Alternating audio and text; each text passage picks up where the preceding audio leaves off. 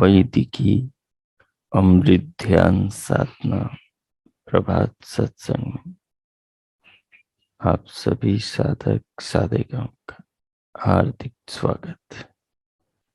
आइए पूर्व की भांति आज के ब्रह्म मुहूर्त में, आज की ब्रह्म वेला में भी हम उन महान प्रभु और ब्रह्म परमेश्वर सच्चिदानंद स्वरूप भगवान के महान गुणों का जीवन में, जगत में अनुभव करते हुए शरीर में, संसार में चिंतन मनन भगवान के उपकारों को साक्षात समझते हुए अपने हृदय को, अंतःकरण को पावन करें, पवित्र करें। उसके लिए जो भी अनुकूल आसन हो, आलथी पालथी हो, वो लगा लें। आलथी पालथी में सीधे बैठकर कमर, पीठ और गर्दन को सीधे रखते हुए दोनों हथेलियों को गोद में रखें, नेत्रों को बंद रखें, पलकों को सहज रखें और सिर से पांव तक पूरे शरीर को अनुभव करें। पूरी देह को अनुभव करते हुए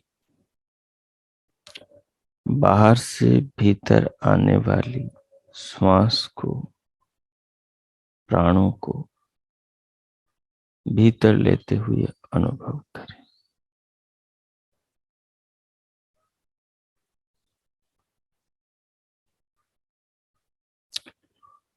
श्वास को लेते हुए अनुभव करते हुए सिर से पांव तक के शरीर को, अंग प्रत्यंगों को अनुभव करें। इनको अनुभव करते हुए दिव्य नाद, दिव्य प्रकाश को अनुभव करें और इन्हें अनुभव करने वाले अपने आत्मा को, स्वचेतना को भी अनुभव करें।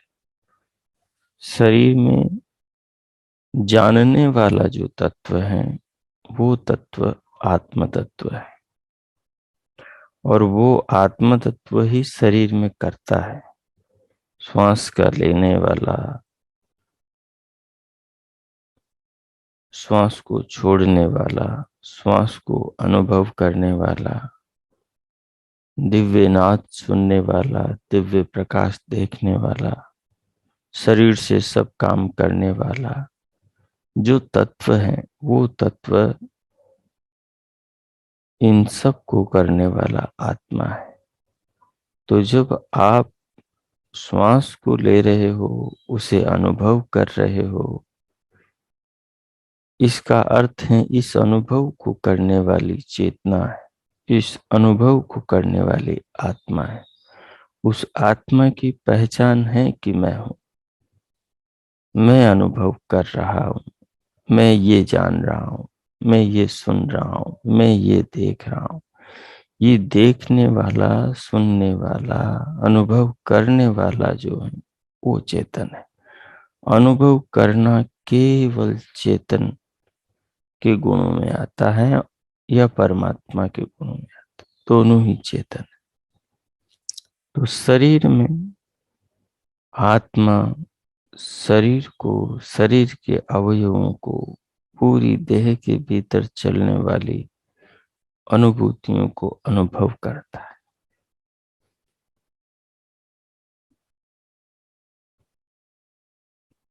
तो हमें यही जानना है कि शरीर में कौन अनुभव कर रहा है, इसे अनुभूति से समझना।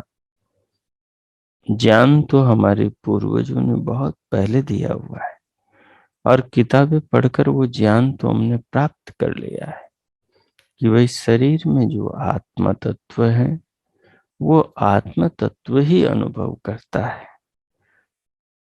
ये तो ज्ञान की बात हुई, ये किसी और के अनुभव की बात हुई। अपने अनुभव की क्या बात हुई? जो अपने अनुभव में आएगा वही अपने अनुभव की बात है। इसलिए अपने अनुभव से चीजों को जानना कि शरीर में चेतना है कि नहीं, तो उसका लक्षण है ज्ञान गुण। चेतना जानने वाली है। उस चेतना के होने से शरीर में सारी क्रियाएं होती हैं। चेतना के शरीर में न होने पर शरीर की सारी क्रियाएं बंद हो जाती। तो अब देखेंगे कि आपके होने से शरीर में क्रियाएं हो रही है या नहीं। तो ये बात अनुभव से समझेंगे। आपके होने से ही आप शरीर में श्वास को जान रहे हो, दिव्य नाद सुन रहे हो कान के आकाश से, दिव्य प्रकाश देख रहे हो भ्रिकुटी में। ये देखने वाला, सुनने वाला, अनुभव करने वाला, ये कौन है?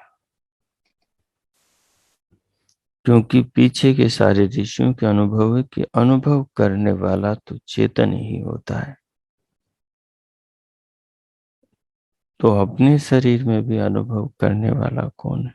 चेतन।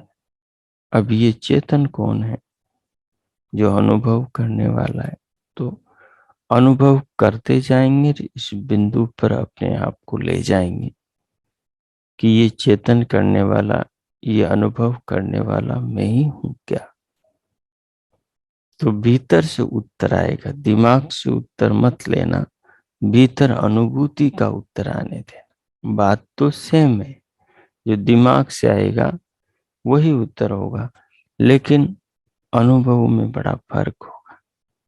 एक उत्तर स्मृति का है, जो पीछे किताबें पढ़ी थी, उनके संस्कार चित्त में पड़े थे, ये उनका उत्तर है कि भाई शरीर में अनुभव करने वाला तो आत्मा है।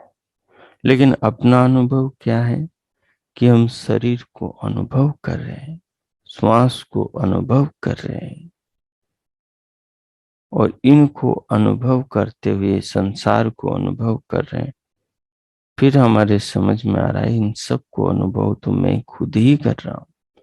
मतलब चेतना मेरे से अलग नहीं है। मतलब आत्मा और कोई चीज नहीं, मैं ही आत्मा हूं।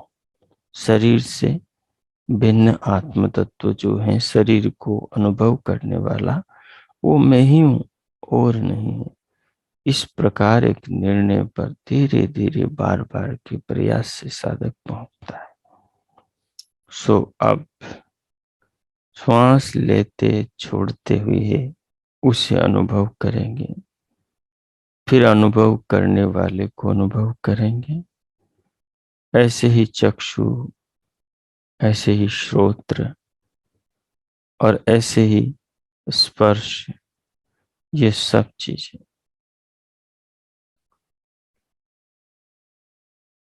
स्वयं में अनुभव करें, स्वयं के अनुभव में आएंगे ध्यान प्रयोग करते हुए।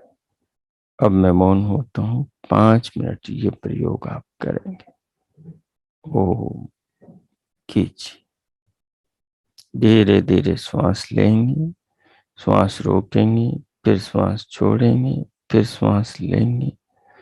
इस क्रम से 4-5 बार ऐसे ही प्रयोग करना है और साथ में उसके ऊपर अनुभूति का इंतजार करना है। कि इसे अनुभव करने वाला कौन है। उसको बार बार अनुभव कर कर के भांति भांति प्रकारों से ये जानना है कि अनुभव करने वाला शरीर में कौन है, मेरे शरीर में अनुभव करने वाला कौन है। ओ कीजिए।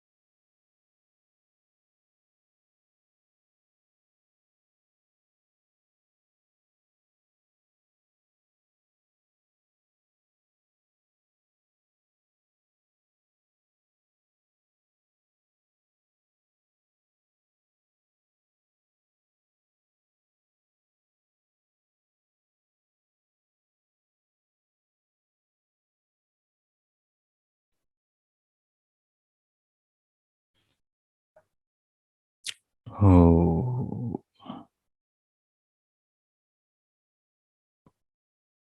हो। इस प्रकार शरीर में नाना प्रयोग करते हुए स्वयं को अनुभव करना, सबको अनुभव करने वाले अपने आप को शरीर में अनुभव करने वाली चेतना को समझने का प्रयास करना। जागने से सोने तक और सोने से जागने तक हमारी जो चेतना आत्मा है, वही शरीर में जानने का, अनुभव करने का काम करती है।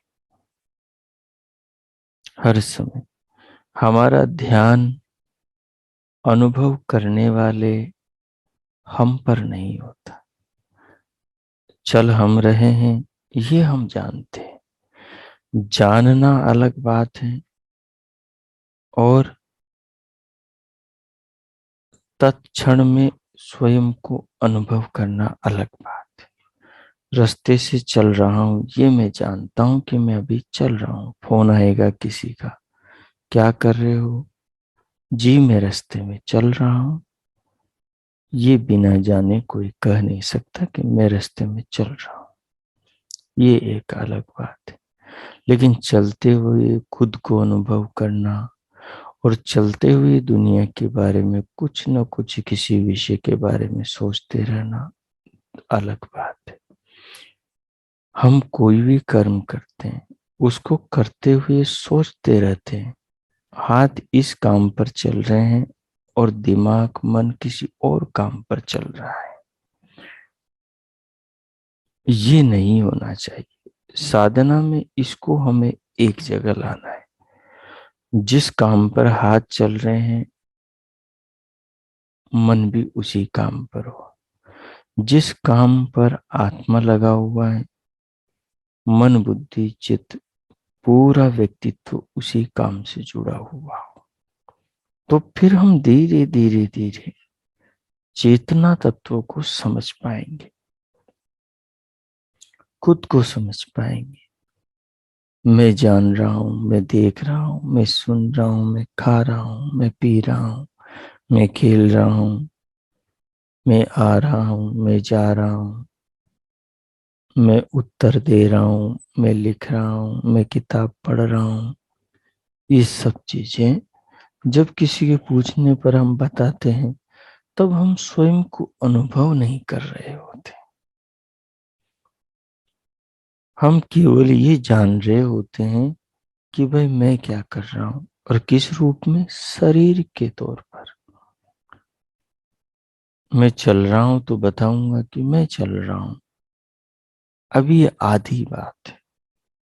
लोक व्यवहार की दृष्टि से तो यही कहेंगे, वहां ठीक है। लेकिन आप आत्मा अनुसंधान की दृष्टि से ये नहीं कह सकते।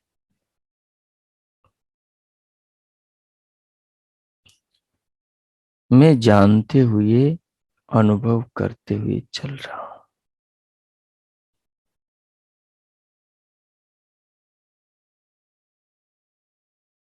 अनुभव करते हुए चलना, अनुभव करते हुए खाना, अनुभव करते हुए पीना, अनुभव करते हुए बैठना, अनुभव करते हुए स्वयं को, खुद को अनुभव करते हुए अलग अलग कार्य करना। हाथ उठाया तो ये अनुभव हो कि मैंने उठाया। किसने उठाया हाथ को? मैं ये खोज करूं।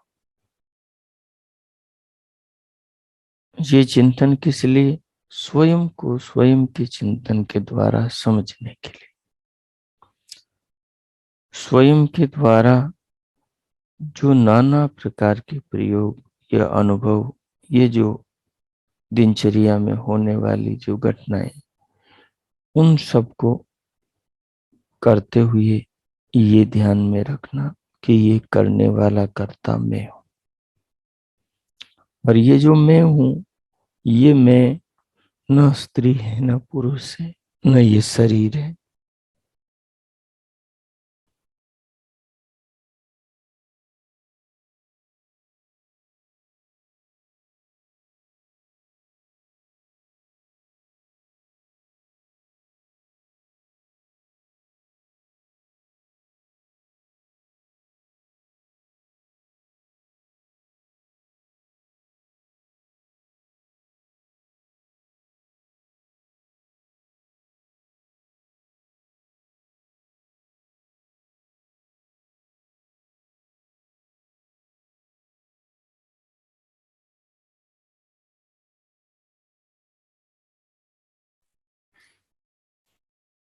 तो अपना जो व्यवहार है वो पूरा व्यवहार इस बिंदु पर केंद्रित रहे कि प्रत्येक कार्य को करते हुए मैं जान रहा हूं कि ये काम मैं कर रहा हूं। केवल ये जानना, किसी के पूछने पर बताना या स्वयं नोट करना कि मैं अभी ये काम कर रहा हूं, इसका एक मतलब होगा शरीर के रूप में अपने आप को मानकर ये कहना कि मैं चल रहा हूं। क्योंकि चलने का काम आत्मा नहीं कर रहा है, चलने का काम तो शरीर कर रहा है। चल आत्मा के कारण रहा है। मशीन चल रही है, मशीन चल रही है, बिजली नहीं चल रही, मशीन चल रही। बिजली के होने से मशीन चल रही। बिजली तो ठहरी हुई है एक जगह, बिजली के होने से मशीन चल रही है। क्योंकि बिजली के कोई हाथ पैर नहीं कि वो भी चले, नहीं, बिजली तो एक जगह। शरीर में आत्मा कहीं चलता नहीं, आता नहीं, जाता नहीं, एक ही जगह रहता है। वो शरीर को चलाता है अपनी जरूरतों के हिसाब से, लेकिन वो शरीर नहीं। जैसे बिजली लोहे की मशीन नहीं, वैसे आत्मा पंचभूतों से बना शरीर नहीं।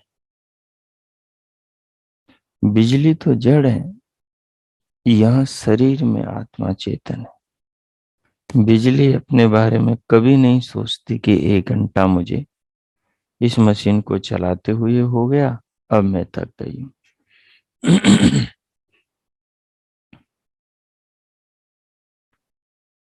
भली मशीन गर्म हो के खराब हो जाए, लेकिन आदमी चलता है तो वो थक जाता है। थक जाता है तो अब मैं नहीं चल सकता, शरीर मेरा बुरी तरह थक गया, अब बैठकर विश्राम करना चाहिए। ये शरीर नहीं सोचता, शरीर को चलाने वाला सोचता है।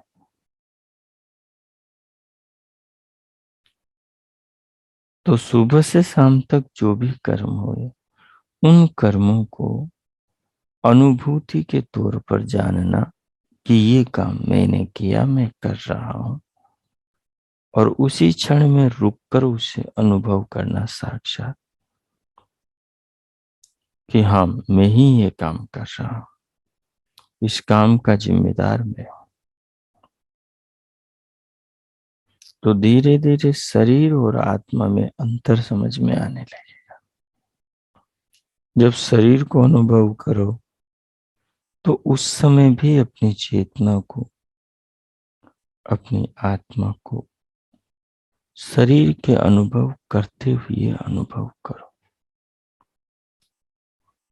और तर्क के तराजू पर अपने इस अनुभव को तोलो कि शरीर में और कोई तो है नहीं जो इस अनुभव को करेगा और उसका ज्ञान मुझे होगा। मेरे सामने की मेज पर एक आदमी बैठा है, वो भी गुड़ खा रहा है, मैं भी गुड़ खा रहा हूं। तो मुझे जो गुड़ का अनुभव हो रहा है, उस सामने वाले आदमी को मेरे गुड़ का अनुभव नहीं हो रहा। उसे अपनी जुबान पर जो गुड़ है उस अपने गुड़ का अनुभव हो रहा है, मुझे अपने गुड़ का अनुभव हो रहा है। भली अनुभव एक जैसा है। सारे संसार की जो आत्माएं हैं, जब अपने आप को जानने लगेंगी तो वो पाएंगे कि मैं भी वैसा ही अनुभव कर रहा था जैसा तुम कर रहे। आत्म चेतना का अनुभव सब प्राणियों का एक जैसा होगा, क्योंकि इसे अनुभव केवल मनुष्य कर सकता है, तो ये मनुष्य तक सीमित है।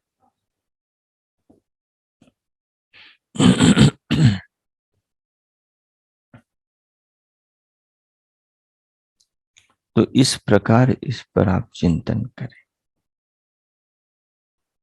इस पर व्यापक रूप में चिंतन करें और इस विषय में डूब जाएं।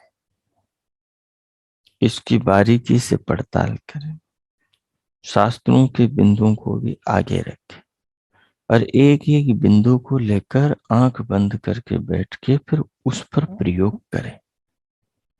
तो ये प्रयोग करते करते करते चित्त के पास में जो ज्ञान इकट्ठा होगा, उसी ज्ञान से इस तत्व का भेद खुल जाएगा और रहस्य समझ में आ जाएगा। सो इस प्रकार आत्मा को कैसे अनुभव करें, इस बिंदु पर इस रीति से सोचना, विचारना, ध्यान करना चाहिए। अब आगे परमात्मा शक्ति का, इस जीवन के विधाता का, स्वयं को, शरीर को, जीवन को, सब कुछ की जानने के अवसर के दाता भगवान का स्मरण करेंगे। अब नाद सुनते हुए, प्रकाश देखते हुए, स्वयं को, शरीर को अनुभव करते हुए प्रभु के निज नाम का मानस जप करें।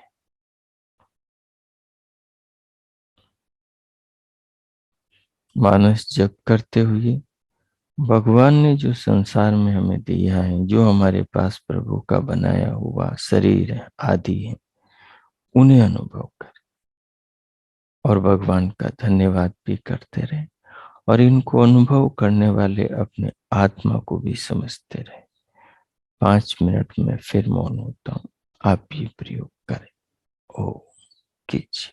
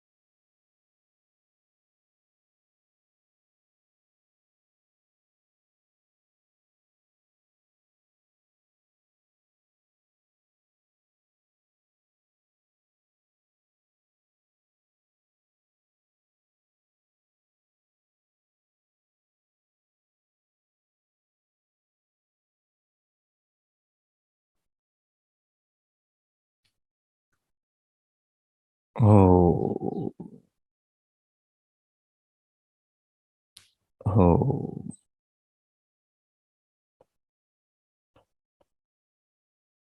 इस प्रकार अब भगवान के नाम का स्मरण करते हुए, प्रभु के बारे में चिंतन करते हुए, उनके दिए जीवन, उनके बनाए संसार, उनसे मिले नाना प्रकार के पदार्थों के बारे में, इन सबको जानते हुए, जानने वाले अपने आत्मा पर फोकस रखते हुए, उसे समझने का प्रयास करते हुए अब भगवान का धन्यवाद करें।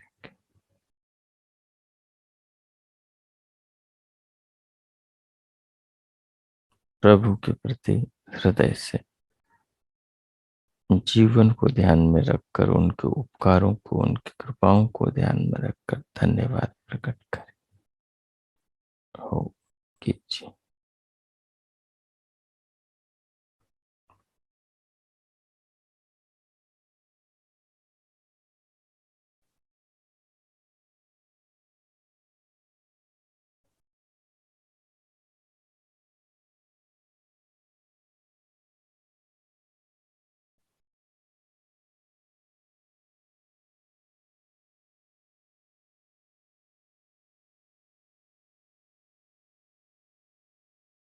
प्रभु का धन्यवाद करते हुए और जो चिंतन किया था, उस सारे चिंतन को आत्मसात करते हुए भगवान के धन्यवाद के भाव के साथ भीतर से स्वयं को बाहर लाएं। दोनों हथेलियों का आकर्षण करें, पूरे मुखमंडल का स्पर्श करें, उंगलियों के मध्य से पलकें खोलते हुए फिर भीतर से बाहर आ जाए। स्क्रीन पर देखें।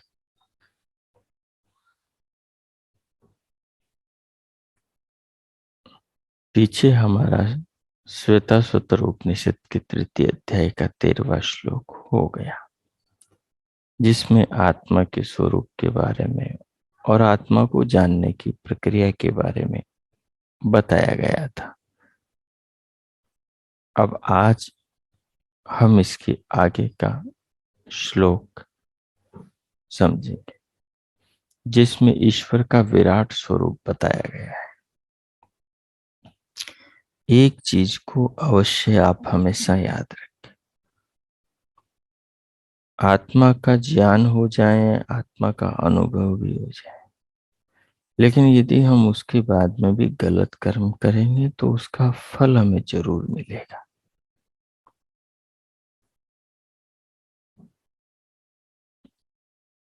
इसलिए आत्मा का ज्ञान भले आज हमें नहीं, तब भी हमें बुरे कर्म, गलतियां, दोष नहीं करने चाहिए। इस बात को समझना चाहिए, क्योंकि फल आत्मा को जानने से, न जानने से बदलेगा नहीं।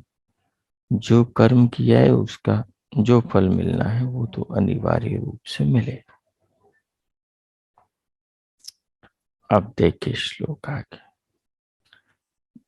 सहस्रशीर्षा पुरुषः सहस्राक्ष सहस्रपात् स भूमिं विश्वतो वृत्वा अत्येतिष्ठत् दशांगुलम। भगवान के स्वरूप को बताया है कि ईश्वर कैसे हैं, आलंकारिक वर्णन है। कह रहे हैं सहस्र शीर्षा पुरुष, जो पुरुष परमात्मा है, वो पुरुष परमात्मा कैसा है, तो कहा सहस्र शीर्षा, हजारों सिरों वाला है। पीछे भी हमने इस पर विचार किया था, ऐसा ही कोई और श्लोक आया था। जितने भी संसार में सिर है, वो समस्त सिरों वाला परमात्मा है। सृष्टि का जो कण कण है, वो हर कण में परमात्मा है। वो कण चाहे सिर का हो वो कण, चाहे आँख का हो वो कण, चाहे नाक का हो वो कण, चाहे पाँव का हो वो कण, शरीर के किसी भी भाग का हो, चाहे मलमूत्र का हो, हर वस्तु में परमात्मा है। परमात्मा निराकार है और संसार सृष्टि की वस्तुएं साकार है। साकार वस्तुएं निराकार में नहीं जाती, अर्थात जो परमात्मा है उस परमात्मा में प्रवेश नहीं करती प्रकृति की वस्तुएं या सत्व रजतम।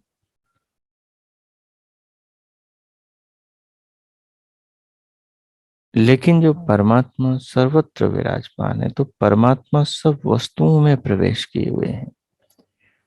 परमात्मा से कोई सूक्ष्म चीज हो तो परमात्मा में प्रवेश कर सके, लेकिन परमात्मा से सूक्ष्म तो कुछ है ही नहीं, तो परमात्मा ही सब में प्रवेश किए हुए हैं। और सर्वव्यापक होने से परमात्मा में ही सब कुछ आ जाता है। तो सृष्टि का जर्रा जर्रा परमात्मा का घर है, परमात्मा उसमें रहता है, परमात्मा सर्वत्र है। तो कह रहे सहस्त्र शीर्ष, तो जितने भी सिर हैं उनके जो अणु परमाणु हैं उन सब में परमात्मा है, तो सिरों में भी परमात्मा है। चाहे वो मनुष्य का हो, अन्य प्राणियों का हो, लेकिन प्रसंग या मनुष्य का है। चाहे सूरज हो, चंद्रमा हो, कुछ भी, सब में कण कण में परमात्मा है। सहस्राक्ष है, हजारों नेत्रों वाला है वो परमात्मा। हजारों यानी असंख्य नेत्रों वाला। सहस्त्रपाद, वो हजारों पांव वाला है। स वह परमात्मा भूमि विश्वतः वृत्वा, भूमि को सब ओर से घेर कर उठाए हुए हैं। और उसके जो हाथ हैं उनमें जो उंगलियां हैं, वो उंगलियां इस भूमि को, लोक लोकांतरों को छूती भी नहीं है। इतनी दूर से ही उसने अपनी शक्तियों से इस सारे संसार को, पृथ्वी को, पृथ्वी के जीवनों को धारण कर रखा है।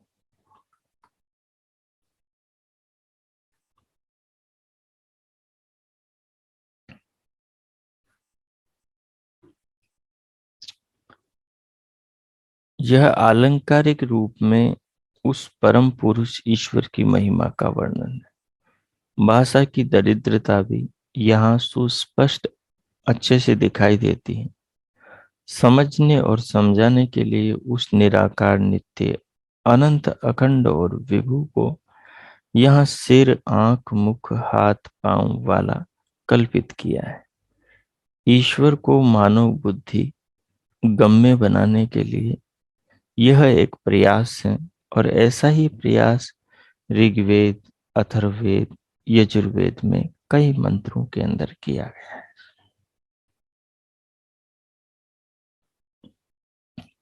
देखिए, सहस्र शीर्षा पुरुषः सहस्राक्ष सहस्रपाद, स भूमिं विश्वतो वृत्वा अत्यतिष्ठ दशांगुलम। सहस्र शीर्षा का मतलब भगवान हजारों सिरों वाला है। पूरी में ब्रह्मांड में रहता है, सारा जगत जिसके अंदर निवास करता है, वो परमात्मा सहस्राक्ष, सबको हजारों आंखों से देखने वाला है। सहस्रपाद, और उसके हजारों पांव हैं, असंख्य पांव हैं, जिन पर वो चलता है, दुनिया के सारे प्राणी चलते हैं।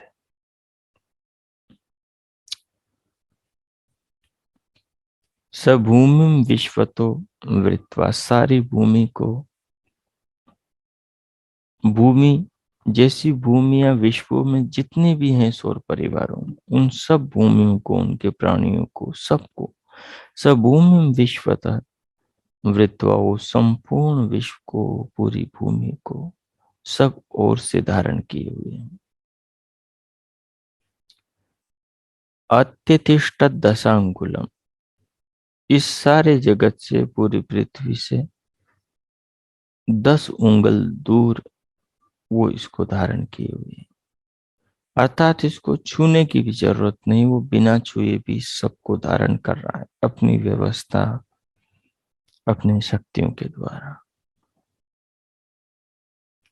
वे प्रभु कितने महान। कहीं हमें किसी चीज को हाथ से उठाते दिखाई नहीं देते, किसी के सहारे टिकाए नहीं खड़े हुए। पृथ्वी अनंत आकाश में निराधार खड़ी हुई है, केवल सूर्य के आकर्षण बल पर। ये कितना अद्भुत है। थोड़ा इस विषय पर, श्लोक के इस भाव पर विचार करें। 2-3 मिनट इस पर विचार करें, इस भाव को आत्मसात करें और फिर प्रभु का मन ही मन धन्यवाद करें, इस जीवन के लिए, जगत के लिए, ज्ञान के लिए। ओम कीजिए।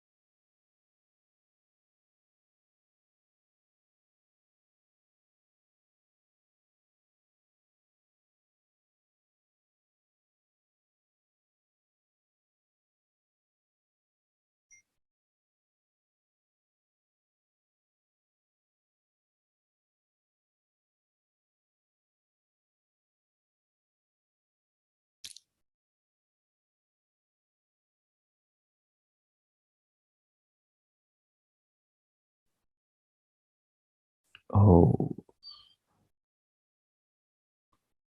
इस प्रकार श्लोक के विषय को आत्मसात करते हुए, परमात्मा का धन्यवाद करते हुए, अब स्वयं को भीतर से बाहर लाएं।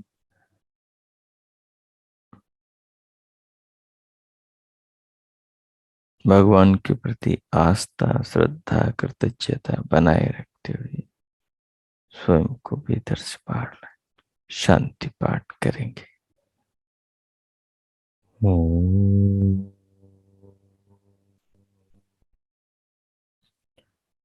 ओम ओम।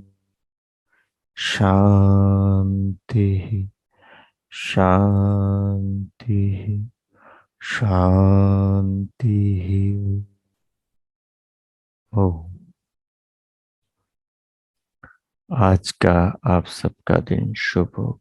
मंगलमय हो। प्रभु से सबके लिए बहुत बहुत मंगल कामनाएं, बहुत बहुत शुभकामनाएं। इति ओम।